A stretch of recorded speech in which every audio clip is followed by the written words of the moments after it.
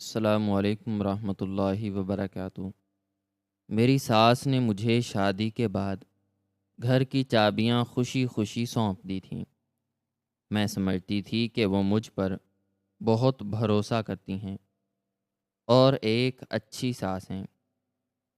ایک دن میں نے تجوری کھولی تو اس میں سے میرے شوہر کے پرانے خطوط ملے۔ یہ خطوط اس نے اپنی شادی سے پہلے کسی اور لڑکی کو لکھے تھے۔ میں نے جب ان خطوط پر لکھی ہوئی تاریخ دیکھی تو میرے ہوش اڑ گئے، کیونکہ وہ خطوط کسی پرانی محبت کو نہیں بلکہ میری اپنی۔ میرا نام عائشہ ہے اور میری زندگی کسی انتہائی خوبصورت اور دلکش خواب کی مانند شروع ہوئی تھی، جس کی تعبیر پر مجھے خود بھی کئی بار یقین نہیں آتا تھا۔ میں ایک انتہائی عام اور درمیانے درجے کے گھرانے سے تعلق رکھنے والی لڑکی تھی، جس کے والدین نے اپنی ساری زندگی محنت مزدوری اور انتہائی سادگی میں گزاری تھی۔ میرے والد ایک سرکاری محکمے میں معمولی سے عہدے پر فائز تھے اور ان کی تنخواہ اتنی ہی ہوتی تھی کہ ہم بس اپنا مہینہ بامشکل گزار سکتے تھے۔ میری والدہ ایک انتہائی صابرہ اور شاکرہ عورت تھیں، جنہوں نے کبھی کسی چیز کی شکایت نہیں کی تھی اور ہمیشہ ہمیں یہی سکھایا تھا کہ انسان کی اصل عزت اس کے اخلاق اور اس کی سادگی میں ہوتی ہے۔ میں نے اپنی پوری زندگی انتہائی محدود وسائل میں گزاری تھی، لیکن میرے والدین نے میری تعلیم اور میری تربیت میں کبھی کوئی کسر نہیں چھوڑی تھی۔ وہ ہمیشہ میرے لیے ایک ایسے مستقبل کی دعائیں مانگتے تھے جس میں مجھے وہ تمام خوشیاں اور وہ تمام آسانیاں مل سکیں جو انہوں نے اپنی پوری زندگی میں کبھی نہیں دیکھی تھیں۔ میری زندگی کا معمول انتہائی سادہ تھا۔ میں روزانہ جامعہ جاتی اور وہاں سے واپس آ کر اپنی والدہ کے ساتھ گھر کے کاموں میں ہاتھ بٹاتی۔ مجھے کبھی اس بات کا گمان بھی نہیں تھا کہ میری قسمت مجھ پر اتنی مہربان ہو جائے گی اور مجھے ایک ایسے گھرانے کی بہو بننے کا شرف حاصل ہوگا جس کی دولت اور جس کے رتبے کی مثالیں پورے شہر میں دی جاتی تھیں۔ یہ سب اس وقت شروع ہوا جب ایک دن میری والدہ کی ایک پرانی جاننے والی خاتون ہمارے گھر تشریف لائیں اور انہوں نے میرے والدین کے سامنے شہر کے ایک انتہائی نامور اور انتہائی امیر گھرانے کے اکلوتے چشم و چراغ فہد کا رشتہ پیش کیا۔ فہد کی والدہ بیگم زینب شہر کی ایک انتہائی بااثر اور رعب خاتون تھیں، جن کا نام سن کر ہی لوگوں کے سر احترام سے جھک جاتے تھے۔ ان کے شوہر کا انتقال کافی عرصہ پہلے ہو چکا تھا اور بیگم زینب نے اکیلے ہی اپنے خاندانی کاروبار اور اپنے گھرانے کے وقار کو انتہائی شاندار طریقے سے سنبھالا ہوا تھا۔ فہد ان کا اکلوتا بیٹا تھا جو ان کے کاروبار کا اکلوتا وارث تھا، اور شہر کے تمام بڑے اور نامور لوگ اپنی بیٹیوں کا رشتہ فہد کے لیے دینے کے خواہش مند تھے۔ جب وہ رشتہ ہمارے گھر آیا تو میرے والدین کو اپنے کانوں پر یقین نہیں آیا۔ وہ حیران تھے کہ اتنے بڑے اور اتنے امیر لوگ ہماری جیسی غریب اور معمولی سی لڑکی کو اپنے گھر کی بہو کیوں بنانا چاہتے ہیں۔ بیگم زینب خود ہمارے چھوٹے سے اور خستہ حال گھر میں تشریف لائیں۔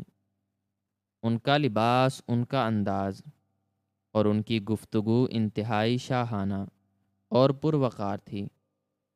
انہوں نے میرے والدین سے انتہائی عاجزی اور محبت کے ساتھ بات کی اور کہا کہ انہیں اپنے بیٹے کے لیے کسی دولت مند یا مغرور لڑکی کی تلاش نہیں ہے، بلکہ وہ ایک ایسی لڑکی چاہتی ہیں جو نیک سیرت ہو، جو گھر کو سنبھالنا جانتی ہو اور جس کی تربیت میں کوئی کمی نہ ہو۔ انہوں نے مجھے دیکھا اور میری سادگی کو اس قدر پسند کیا کہ اسی وقت میرے ماتھے پر بوسہ دے کر مجھے اپنی بہو تسلیم کر لیا۔ میرے والدین کی آنکھوں میں خوشی کے آنسوں تھے اور وہ بار بار اللہ کا شکر ادا کر رہے تھے کہ ان کی بیٹی کے اتنے شاندار نصیب جاگ اٹھے ہیں۔ میری شادی کی تیاریاں شروع ہو گئیں اور بیگم زینب نے ہماری غربت کا احساس کیے بغیر میری شادی کے تمام اخراجات اپنے ذمے لے لیے۔ انہوں نے مجھے وہ تمام قیمتی جوڑے، وہ شاندار زیورات اور وہ تمام سہولیات فراہم کیں جن کا میں نے کبھی خواب میں بھی تصور نہیں کیا تھا۔ میری شادی کا دن میری زندگی کا سب سے یادگار اور سب سے شاندار دن تھا۔ پورے شہر کے نامور لوگ اس تقریب میں شریک تھے اور ہر کوئی میری قسمت پر رشک کر رہا تھا۔ فہد ایک انتہائی خوبصورت، وجیحہ اور پروقار انسان تھا۔ اس نے مجھے انتہائی عزت اور محبت کے ساتھ اپنایا، اور جب میں دلہن بن کر ان کی اس عظیم الشان اور شاہانہ حویلی میں داخل ہوئی تو مجھے ایسا محسوس ہوا جیسے میں کسی دوسری ہی دنیا میں آ گئی ہوں۔ وہ حویلی کسی قلعے سے کم نہیں تھی۔ اس کے بڑے بڑے دروازے، اس کے وسیع و عریض سبزہ زار، اس کی قیمتی اور نایاب اشیاء سے سجی ہوئی راہداریاں اور اس کے درجنوں خادم اس بات کی گواہی دے رہے تھے کہ میں اب ایک ایسی سلطنت کی مالکن بن چکی ہوں جہاں کسی چیز کی کوئی کمی نہیں ہے۔ شادی کے ابتدائی دن انتہائی مصروفیت اور روایتی تقریبات میں گزر گئے۔ ہر روز نئے مہمان آتے اور بیگم زینب مجھے انتہائی فخر کے ساتھ سب سے متعارف کرواتی۔ وہ مجھے اپنی بیٹیوں سے بڑھ کر پیار کرتی تھیں اور انہوں نے کبھی مجھے یہ احساس نہیں ہونے دیا کہ میں ایک غریب گھرانے سے آئی ہوں۔ وہ میری ہر چھوٹی بڑی ضرورت کا خیال رکھتیں اور گھر کے تمام خادموں کو سختی سے ہدایت کی گئی تھی کہ میرے ہر حکم کی فوراً تعمیل کی جائے۔ فہد بھی ایک انتہائی خیال رکھنے والا اور نرم مزاج شوہر ثابت ہوا۔ وہ صبح سویرے اپنے خاندانی کاروبار کے سلسلے میں دفتر چلا جاتا اور رات کو دیر سے واپس آتا، لیکن وہ جتنا وقت بھی گھر میں ہوتا وہ مجھ سے انتہائی محبت اور شفقت کے ساتھ پیش آتا۔ وہ میرے لیے روزانہ نئے تحائف لاتا، میری پسند ناپسند کا خیال رکھتا اور مجھے کبھی کسی چیز کی کمی محسوس نہیں ہونے دیتا تھا۔ لیکن اس کی محبت اور اس کے اس نرم مزاج کے باوجود میں نے محسوس کیا تھا کہ فہد کی شخصیت میں ایک عجیب سی خاموشی اور ایک پر اسرار سی اداسی چھپی ہوئی ہے۔ وہ اکثر راتوں کو اپنے کمرے کی کھڑکی کے پاس کھڑا گھنٹوں باہر تاریکی میں گھورتا رہتا تھا، اور جب میں اس سے پوچھتی کہ وہ کیا سوچ رہا ہے تو وہ انتہائی مدھم سی مسکراہٹ کے ساتھ میری بات کو ٹال دیتا اور کہتا کہ وہ بس دن بھر کے کام کی تھکاوٹ اور کاروباری معاملات کے بارے میں سوچ رہا ہے۔ میں نے بھی اس کی اس خاموشی کو اس کی کاروباری ذمہ داریوں اور اس کی سنجیدہ طبیعت کا حصہ سمجھ لیا اور کبھی اس پر زیادہ زور نہیں دیا۔ میں اس بات پر انتہائی خوش اور مطمئن تھی کہ مجھے ایک ایسا شوہر اور ایک ایسی ساس ملی ہے جو مجھ پر جان چھڑکتے ہیں۔ وقت گزرتا گیا اور میں اس گھر کے ماحول اور اس کی روایات میں مکمل طور پر ڈھلتی چلی گئی۔ بیگم زینب کی مجھ پر محبت اور ان کا مجھ پر اعتماد ہر گزرتے دن کے ساتھ بڑھتا جا رہا تھا۔ وہ مجھے گھر کے چھوٹے چھوٹے معاملات میں شامل کرتیں، مجھ سے مشورے لیتیں اور میری رائے کو انتہائی اہمیت دیتیں۔ میں نے بھی ان کی اس محبت کا جواب انتہائی تابع داری اور خدمت گزاری سے دیا۔ میں ان کی ہر بات کو حرف آخر سمجھتی تھی اور ان کے ہر حکم پر سر تسلیم خم کرتی تھی۔ میرے دل میں ان کے لیے ایک انتہائی گہری عزت اور عقیدت پیدا ہو چکی تھی۔ میں روزانہ اپنے رب کے حضور سجدے میں گر کر اس بات کا شکر ادا کرتی تھی کہ اس نے مجھے اتنی عظیم اور اتنی محبت کرنے والی ساس عطا کی ہے۔ ہماری شادی کو ابھی مشکل سے 6 ماہ ہی گزرے تھے کہ ایک دن دوپہر کے وقت جب فہد دفتر جا چکا تھا اور گھر میں مکمل سکون اور خاموشی چھائی ہوئی تھی، بیگم زینب نے مجھے اپنے خاص اور انتہائی پرتعیش کمرے میں طلب کیا۔ ان کا یہ کمرہ حویلی کے سب سے محفوظ اور سب سے پرسکون حصے میں واقع تھا، جہاں کسی خادم کو بھی بلا اجازت جانے کی اجازت نہیں تھی۔ جب میں ان کے کمرے میں داخل ہوئی تو وہ اپنے مخملی بستر پر انتہائی وقار کے ساتھ بیٹھی تھیں اور ان کے چہرے پر ایک انتہائی نرم اور شفیق مسکراہٹ تھی۔ انہوں نے مجھے اپنے پاس بیٹھنے کا اشارہ کیا اور میرے سر پر پیار سے ہاتھ پھیرا۔ ان کے قریب ہی ایک چھوٹی سی میز پر ایک انتہائی خوبصورت اور مخمل کے کپڑے میں لپٹا ہوا کوئی ڈبہ رکھا تھا۔ بیگم زینب نے میری طرف انتہائی محبت بھری نظروں سے دیکھا اور انتہائی دھیمی اور سنجیدہ آواز میں مجھ سے مخاطب ہو کر کہا کہ عائشہ بیٹی، تم جب سے اس گھر میں آئی ہو، تم نے اس گھر کو اپنی محبت، اپنی سادگی اور اپنی تابع داری سے جنت بنا دیا ہے۔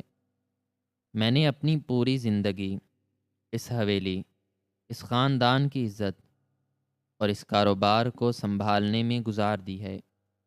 میں نے بہت مشکل اور انتہائی کٹھن حالات کا سامنا کیا ہے اور میں نے ہمیشہ یہ دعا کی تھی کہ میرے بیٹے کو کوئی ایسی جیون ساتھی ملے جو اس گھر کی روایات کو سمجھے اور اس خاندان کے وقار کو برقرار رکھ سکے، اور تم نے میری اس دعا کو مکمل طور پر قبولیت کا درجہ دے دیا ہے۔ میں اب بوڑھی ہو رہی ہوں اور مجھ میں اب اتنی طاقت نہیں رہی کہ میں اس اتنی بڑی حویلی کے تمام معاملات کو اکیلے سنبھال سکوں۔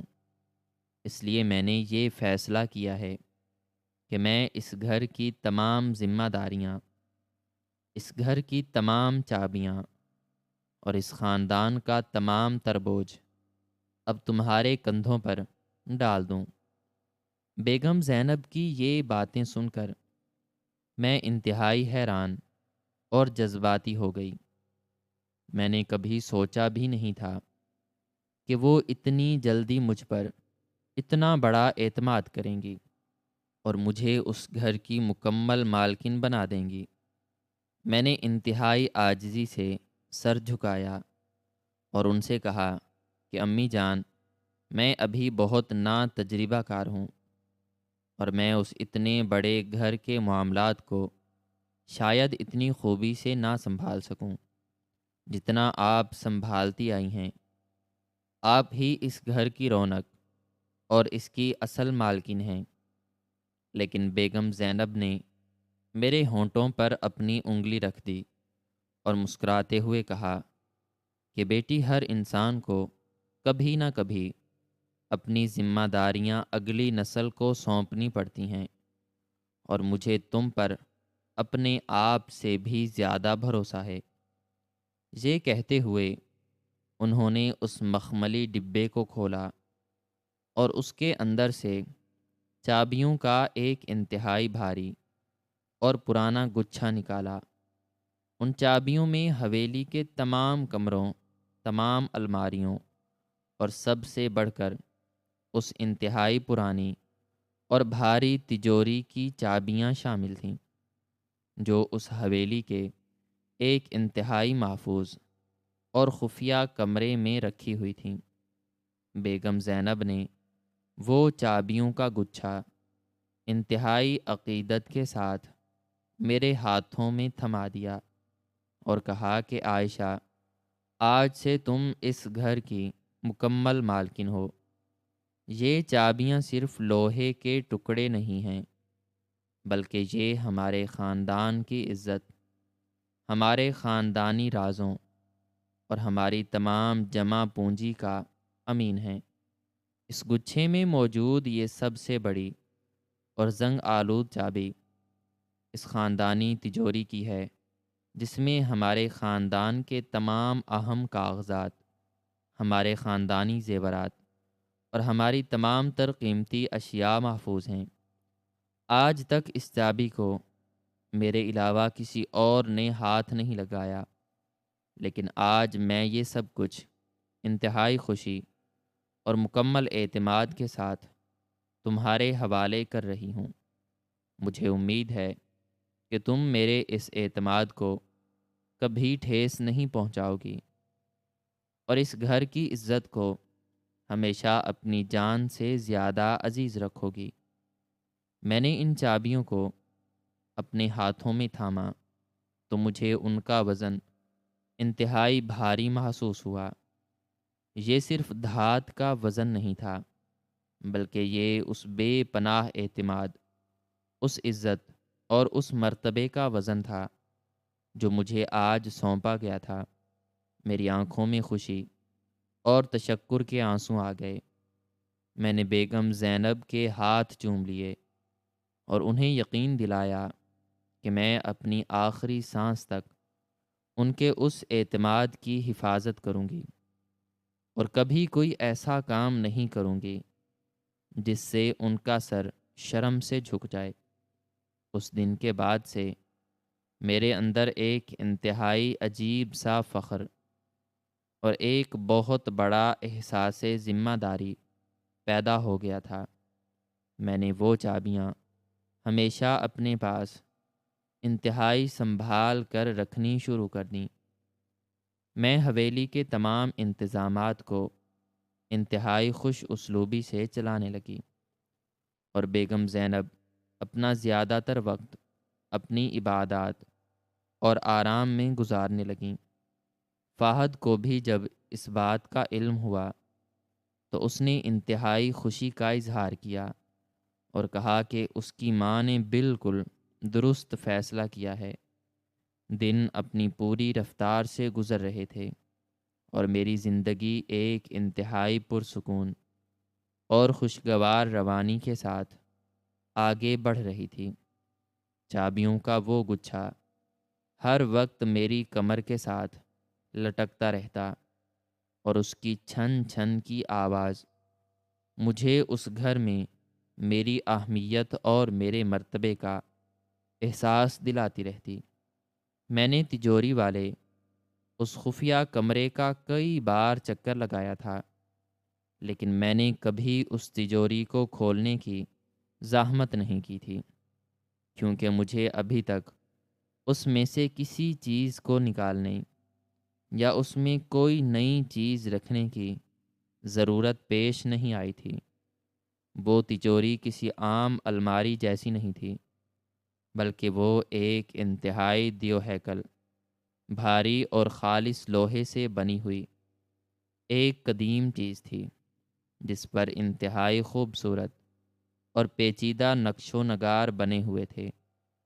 وہ حویلی کے نچلے حصے میں موجود ایک ایسے کمرے میں رکھی گئی تھی جس کی دیواریں انتہائی موٹی تھیں، اور وہاں دن کے وقت بھی ایک عجیب سی تاریکی اور خنکی کا احساس ہوتا تھا۔ اس کمرے میں پرانے کاغذات، کافور اور ایک عجیب سی قدیم خوشبو ہر وقت بسی رہتی تھی۔ کئی ہفتے گزر جانے کے بعد ایک دن جب موسم انتہائی ابر آلود تھا اور باہر ہلکی ہلکی بارش ہو رہی تھی، میں اپنے کمرے میں بیٹھی اپنی شادی کے زیورات کو صاف کر رہی تھی۔ وہ زیورات انتہائی قیمتی اور بھاری تھے، اور میں انہیں اپنے عام کمرے کی الماری میں رکھنا محفوظ نہیں سمجھتی تھی۔ میں نے سوچا کہ کیوں نہ آج ان تمام زیورات کو اس بڑی خاندانی تجوری میں محفوظ کر دیا جائے، تاکہ مجھے ان کی فکر نہ رہے، اور اسی بہانے میں اس تجوری کی صفائی بھی کر لوں گی، کیونکہ کئی ہفتوں سے وہ بند پڑی تھی۔ یہ سوچ کر میں نے اپنے زیورات کے تمام مخملی ڈبے اکٹھے کیے اور انہیں ایک بڑی سی ٹرے میں رکھ کر اس خفیہ کمرے کی طرف چل پڑی۔ حویلی میں اس وقت مکمل خاموشی چھائی ہوئی تھی۔ فہد اپنے دفتر میں تھا، بیگم زینب اپنے کمرے میں دوپہر کا آرام کر رہی تھیں، اور زیادہ تر خادم بھی اپنے اپنے کاموں سے فارغ ہو کر آرام گاہوں میں جا چکے تھے۔ باہر ہونے والی ہلکی بارش کی آواز اس خاموشی کو مزید گہرا اور پر اسرار بنا رہی تھی۔ میں آہستہ آہستہ چلتی ہوئی اس موٹی اور بھاری دیواروں والے کمرے کے دروازے تک پہنچی۔ میں نے اپنی کمر سے چابیوں کا وہ بھاری گچھا اتارا اور اس کمرے کے دروازے کا تالا کھولا۔ دروازہ ایک ہلکی سی چرچراہٹ کی آواز کے ساتھ کھلا اور میں اندر داخل ہو گئی۔ کمرے میں گھپ اندھیرا تھا۔ میں نے جلدی سے دیوار پر لگا ہوا بٹن دبایا، اور ایک مدھم سی زرد روشنی نے اس تاریک کمرے کو روشن کر دیا۔ اس روشنی میں وہ دیو ہیکل تجوری ایک خاموش محافظ کی طرح اپنے مقام پر کھڑی نظر آ رہی تھی۔ اس پر پڑی ہوئی ہلکی سی دھول اس بات کی گواہی دے رہی تھی کہ اسے کافی عرصے سے نہیں کھولا گیا۔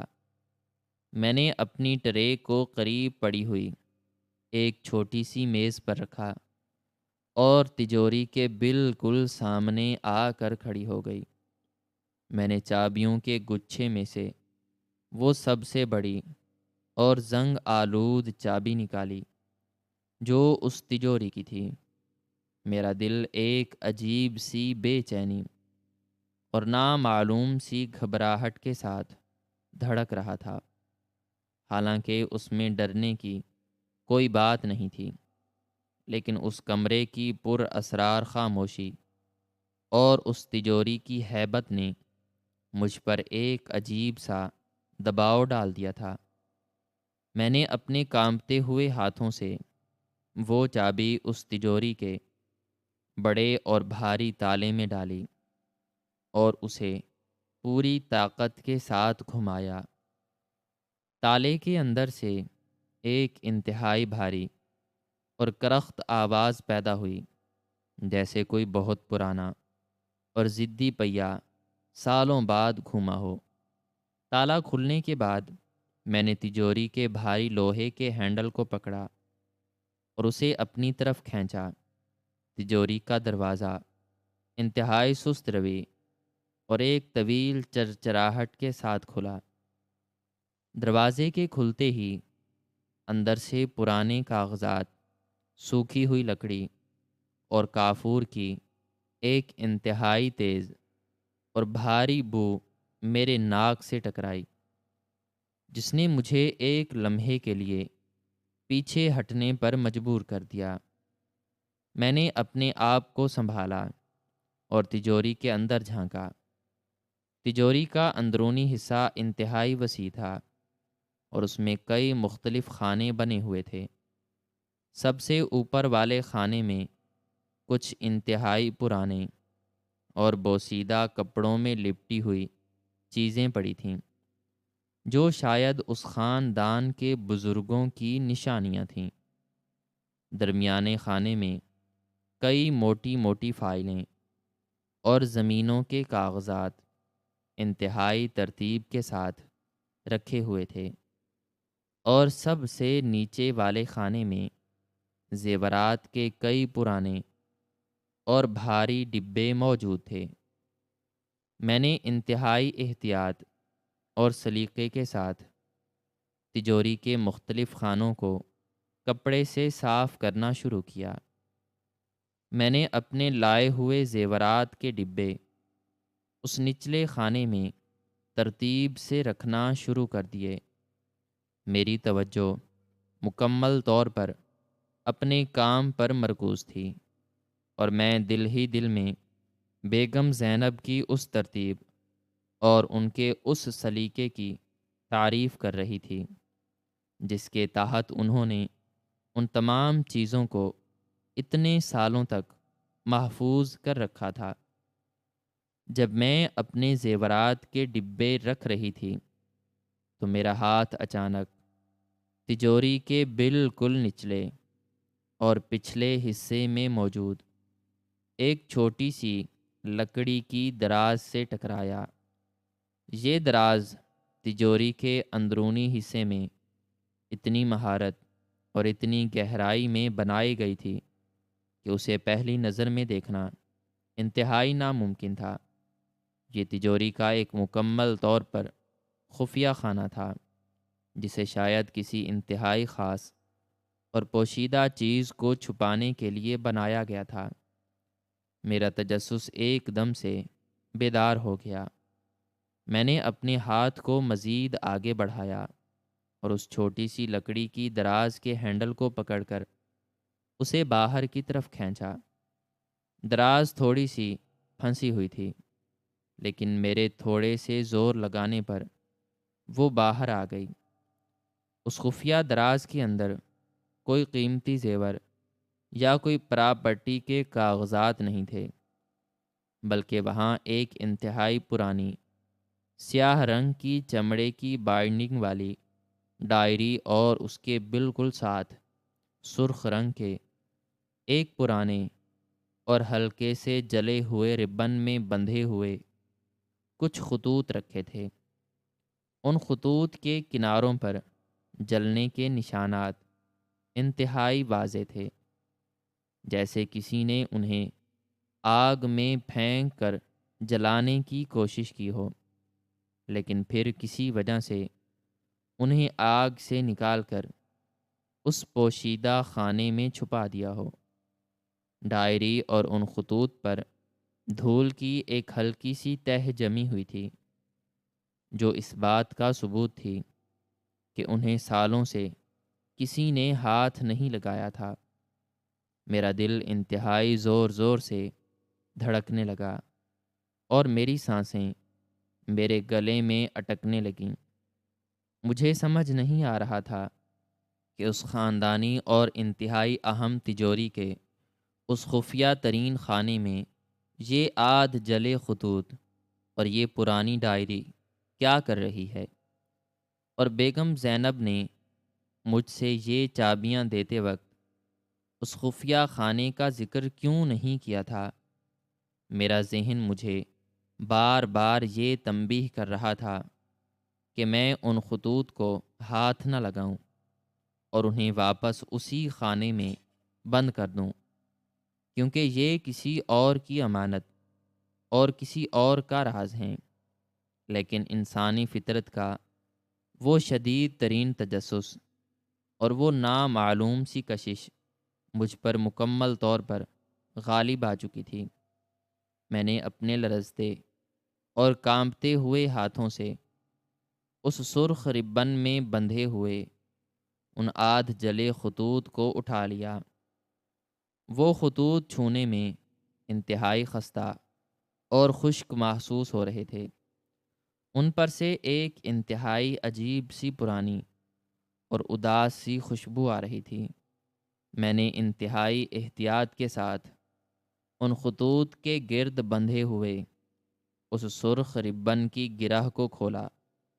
ربن کھلتے ہی وہ کئی سارے خطوط میرے ہاتھوں میں بکھر گئے۔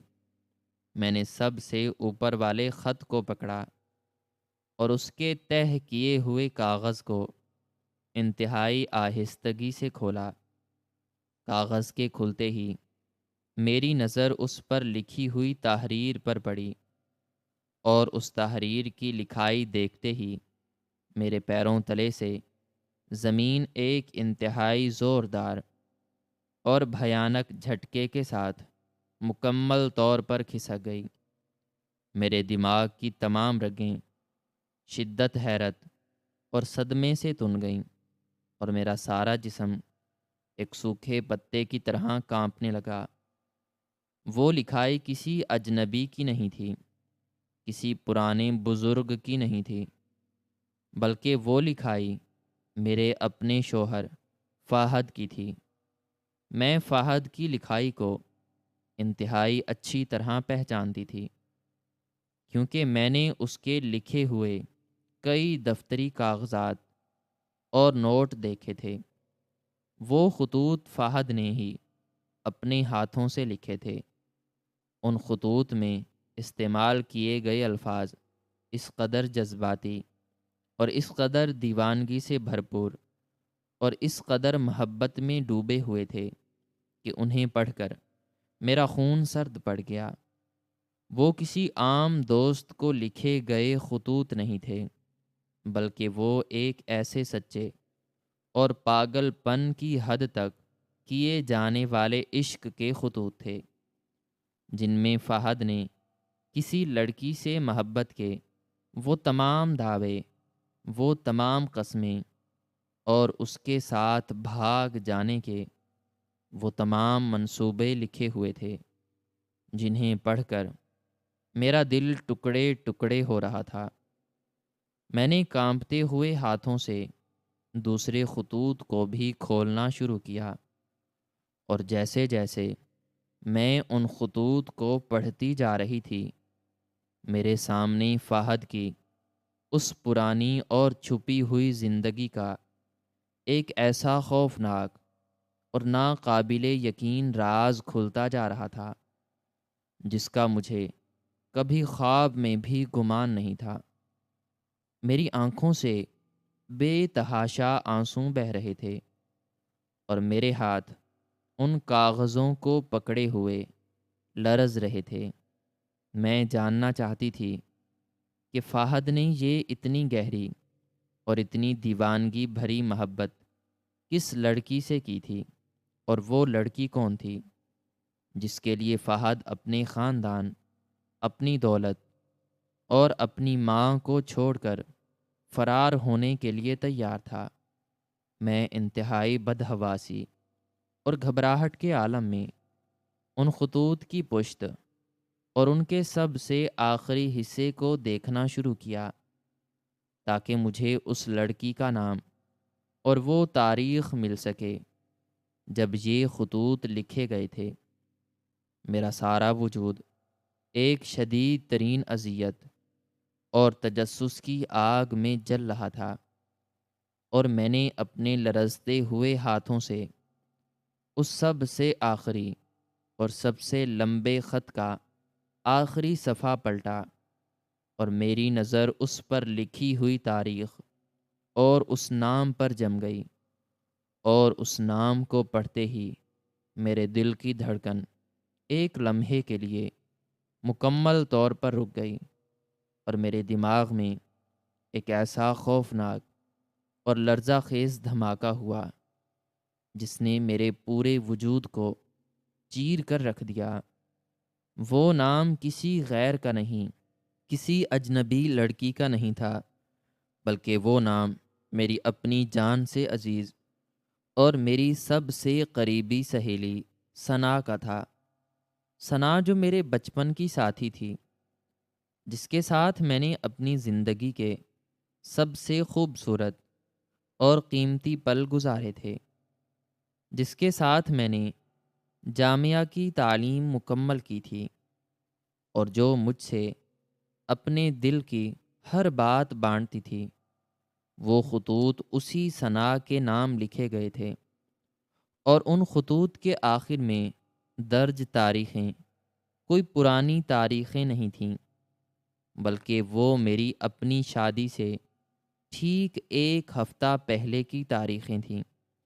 وہ منحوس اور کالی تاریخ جب ثنا نے اپنے گھر کے ایک تاریک کمرے میں چھت کے پنکھے سے لٹک کر پراسرار طور پر اپنی جان دے دی تھی، اور اس کی موت نے مجھے ایک ایسے گہرے اور ناقابل برداشت صدمے میں دھکیل دیا تھا جس سے نکلنے میں مجھے کئی مہینے لگ گئے تھے۔ ثنا کی موت کو سب نے ایک خودکشی قرار دے دیا تھا، اور کہا گیا تھا کہ وہ شدید ذہنی دباؤ کا شکار تھی، لیکن کسی کو نہیں معلوم تھا کہ اس کے اس ذہنی دباؤ اور اس کی اس خوفناک موت کے پیچھے اصل درندہ کون تھا۔ آج اس منحوس اور تاریک تجوری کے سامنے کھڑے ہو کر ان آدھ جلے خطوط کو پڑھتے ہوئے وہ ساری کڑیاں ایک ایک کر کے آپس میں جڑتی جا رہی تھیں، اور ایک ایسا بھیانک اور غلیظ سچ میرے سامنے آ رہا تھا جسے جاننے کے بعد میرا اس دنیا پر سے اور انسانیت پر سے مکمل طور پر اعتبار اٹھ چکا تھا۔ میرے کانپتے ہوئے ہاتھوں نے فوراً اس خط کو چھوڑ کر وہ کالی چمڑے والی ڈائری اٹھا لی جو ثنا کی تھی۔ میں اس ڈائری کو بہت اچھی طرح پہچانتی تھی، کیونکہ وہ ہمیشہ اسے اپنے پاس رکھتی تھی اور اس میں اپنی روز مرہ کی باتیں لکھتی تھی۔ میں نے جلدی سے اس ڈائری کے آخری صفحات کھولے، جہاں ثنا کی لکھائی انتہائی الجھی ہوئی اور آنسوؤں سے بھیگی ہوئی محسوس ہو رہی تھی۔ اس نے اپنی اس آخری تحریر میں اپنے اس سارے درد، اپنی ساری اذیت اور اپنے ساتھ ہونے والے اس بھیانک دھوکے کا ایک ایک لفظ تفصیل سے بیان کیا ہوا تھا۔ اس نے لکھا تھا کہ فہد نے کس طرح اسے اپنی جھوٹی محبت کے جال میں پھنسایا تھا، کس طرح اس نے اس کے ساتھ شادی کے جھوٹے وعدے کیے تھے اور اسے خوابوں کی ایک ایسی جھوٹی دنیا میں لے گیا تھا جہاں سے واپسی کا کوئی راستہ نہیں تھا۔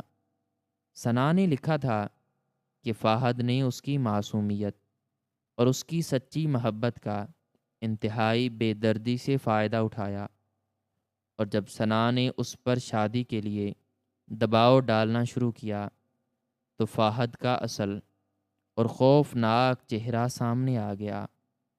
فہد نے اسے اپنانے سے صاف انکار کر دیا اور کہا کہ وہ ایک غریب اور معمولی لڑکی ہے جو اس کے خاندان کے رتبے اور اس کی ماں کی پسند کے بالکل بھی قابل نہیں ہے۔ ڈائری کے ان صفحات پر ثنا کے گرے ہوئے آنسوؤں کے نشانات انتہائی واضح تھے، جو میرے دل کو چھلنی کر رہے تھے۔ ثنا نے مزید لکھا تھا کہ جب اس نے فہد کو دھمکی دی کہ وہ اس کی ساری حقیقت اس کی ماں اور اس کے خاندان والوں کو بتا دے گی، تو فہد نے ایک انتہائی خطرناک اور غلیظ چال چلی۔ فہد نے اسے بلیک میل کرنا شروع کر دیا اور اسے ایسی دھمکیاں دیں جنہیں سن کر ثنا کی روح تک کانپ اٹھی۔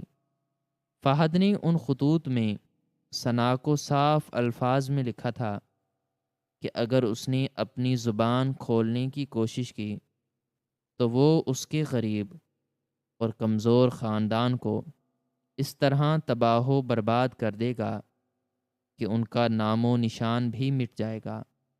اور سب سے بڑھ کر ڈائری کے اس آخری صفحے پر ثنا نے ایک ایسی ہولناک اور دل چیر دینے والی حقیقت لکھی تھی جس نے میرے پیروں تلے سے زمین مکمل طور پر نکال دی۔ اس نے لکھا تھا کہ کل رات فہد کی ماں بیگم زینب خود اس کے غریب خانے پر آئی تھیں اور انہوں نے ثنا کو پیسوں کا ایک بھاری بریف کیس پیش کرتے ہوئے کہا تھا کہ وہ اپنی غلیظ اور نیچ ذات کو ان کے امیر اور عالی شان خاندان سے دور رکھے۔ بیگم زینب نے اس کو دھمکی دی تھی کہ اگر اس نے فہد کا پیچھا نہ چھوڑا اور خاموشی سے اپنی جان نہ دی تو وہ اس کے پورے خاندان کو زندہ جلا دیں گی۔ ثنا ایک انتہائی حساس اور کمزور دل کی لڑکی تھی۔ وہ اس قدر طاقتور اور ظالم خاندان کی ان خوفناک دھمکیوں اور فہد کی اس بے وفائی کا صدمہ برداشت نہ کر سکی۔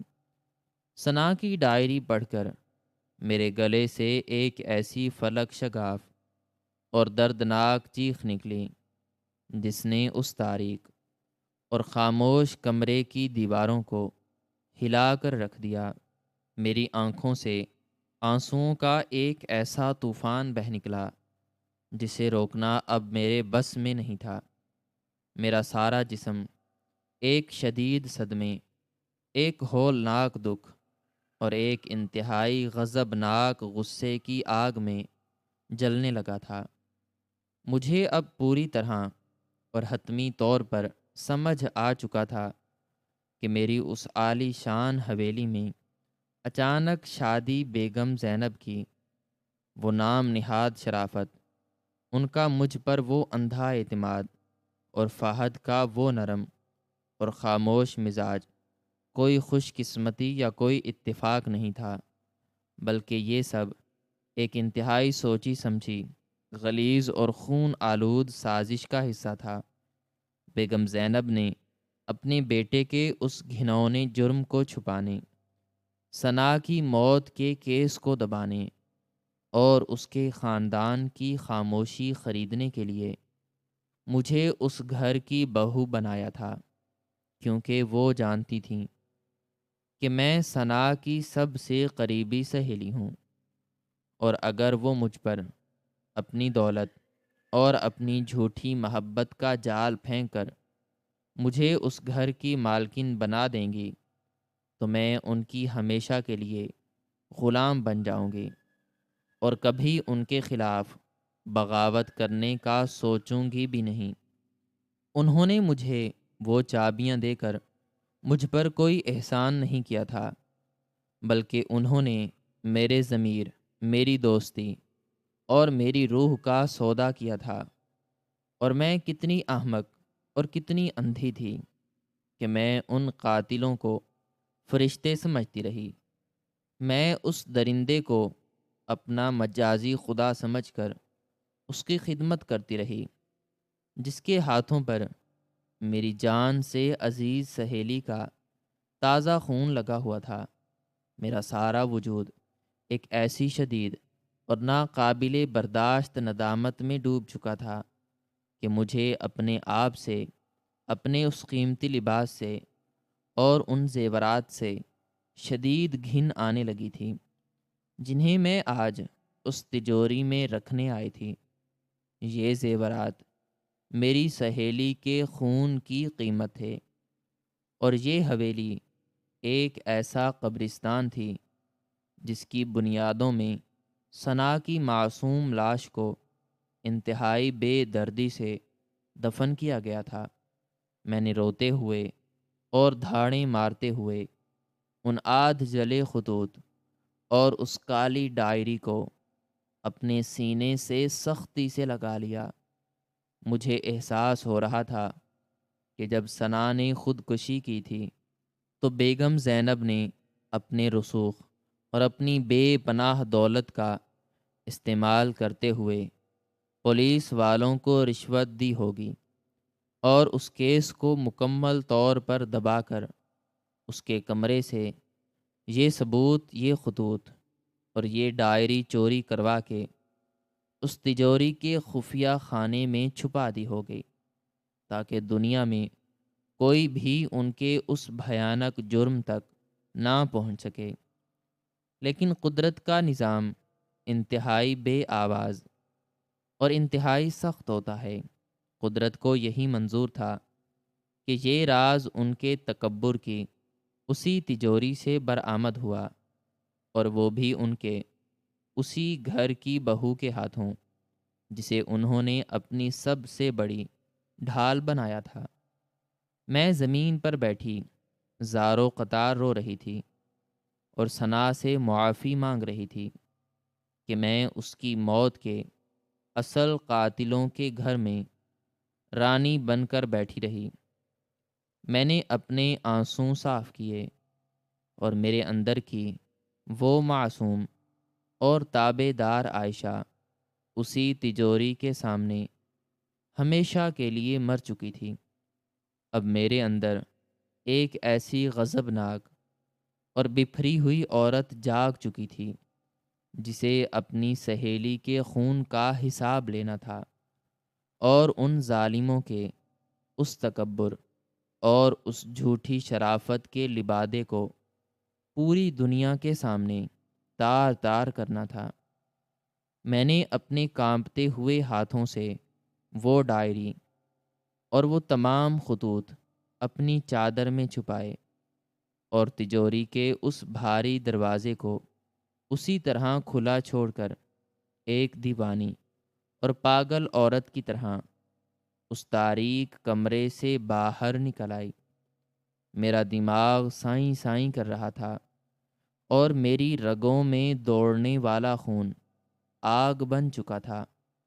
میں انتہائی تیز اور غضبناک قدموں کے ساتھ حویلی کی سیڑھیاں چڑھتی ہوئی سیدھا بیگم زینب کے اس پرتعیش کمرے کی طرف بڑھی۔ وہ کمرہ جس میں وہ انتہائی سکون اور اطمینان کی نیند سو رہی تھیں۔ میں نے کمرے کے دروازے کو انتہائی زور سے دھکا دے کر کھولا۔ دروازے کے اتنی زور سے کھلنے اور دیوار سے ٹکرانے کی آواز سن کر بیگم زینب گھبرا کر اپنے بستر سے اٹھ بیٹھیں۔ ان کے چہرے پر شدید غصہ اور حیرت تھی کہ کس نے ان کے کمرے میں اس طرح بغیر اجازت داخل ہونے کی جرت کی ہے۔ انہوں نے چیختے ہوئے مجھ سے پوچھا کہ عائشہ، یہ کیا بدتمیزی ہے، اور تم اس طرح دیوانوں کی طرح کیوں میرے کمرے میں چلی آئی ہو؟ کیا تمہیں معلوم نہیں کہ یہ میرے آرام کا وقت ہے؟ لیکن میں نے ان کی کسی بات کا کوئی جواب نہیں دیا۔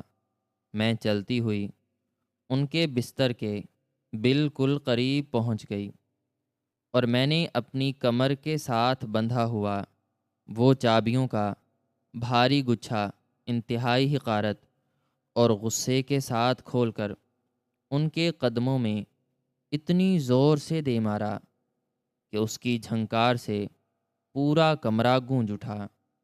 بیگم زینب میری اس گستاخی اور میری اس جرت پر مکمل طور پر ہکا بکا رہ گئیں۔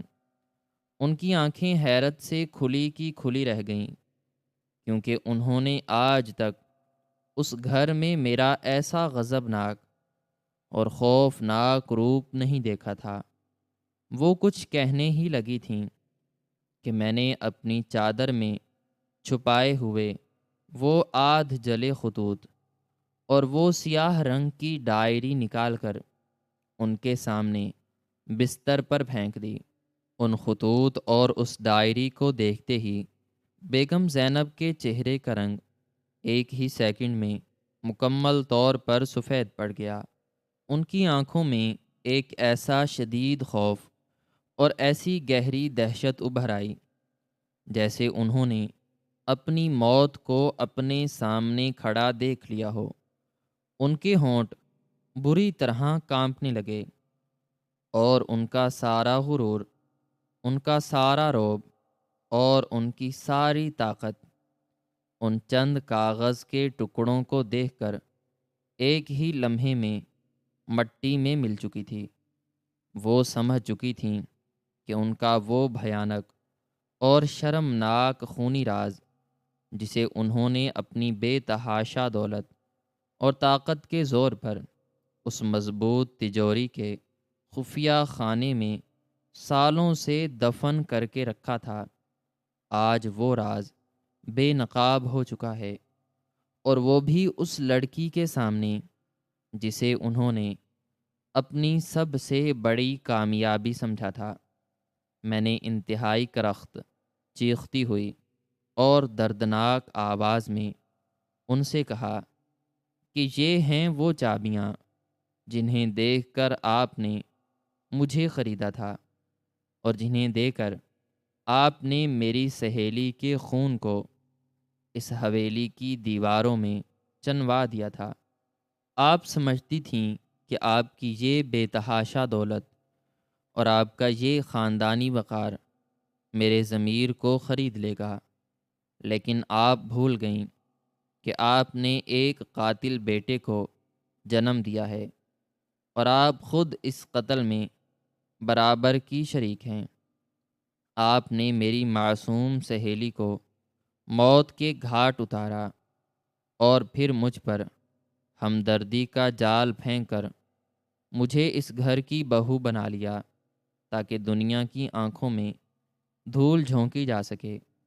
بیگم زینب کے پاس میری کسی بات کا کوئی جواب نہیں تھا۔ وہ بری طرح کانپ رہی تھیں اور ان کے منہ سے ایک لفظ بھی نہیں نکل رہا تھا۔ اسی دوران فہد بھی دفتر سے کسی ضروری کام کے لیے گھر واپس آیا، اور میرے چیخنے کی آوازیں سن کر وہ دوڑتا ہوا اپنی ماں کے کمرے میں داخل ہوا۔ اس نے جب مجھے اس طرح غصے میں چیختے اور اپنی ماں کو بستر پر سہمے ہوئے دیکھا تو وہ غصے سے آگے بڑھا اور اس نے مجھ سے پوچھا کہ عائشہ، یہ سب کیا تماشا ہے، اور تم میری ماں کے ساتھ اس طرح بدتمیزی کیوں کر رہی ہو؟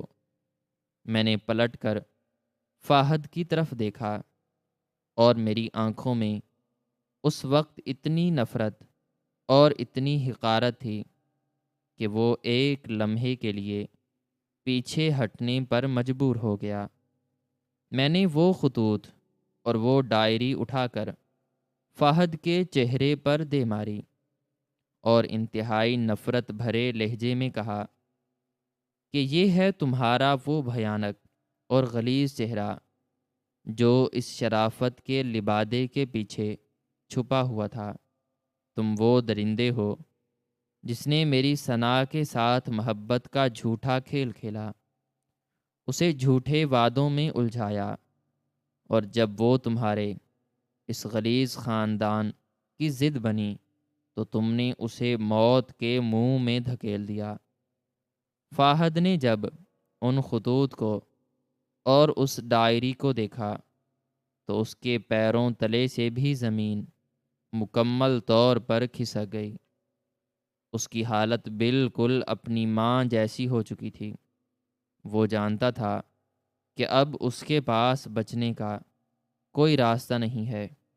وہ کچھ کہنے کی کوشش کر رہا تھا وہ مجھ سے معافی مانگنے لگا اور روتے ہوئے کہنے لگا کہ عائشہ مجھے معاف کر دو، مجھ سے غلطی ہو گئی، میں اپنی ماں کے دباؤ میں آ گیا تھا اور میں نہیں جانتا تھا کہ وہ خودکشی کر لے گی، لیکن میں نے آگے بڑھ کر اس کے منہ پر ایک انتہائی زوردار تھپڑ رسید کیا اور چیختے ہوئے کہا کہ تمہاری اس ایک غلطی نے ایک معصوم انسان کی جان لے لی، اور تم دونوں ماں بیٹا مل کر اس کی لاش پر اپنی اس شاندار حویلی کی بنیادیں مضبوط کرتے رہے۔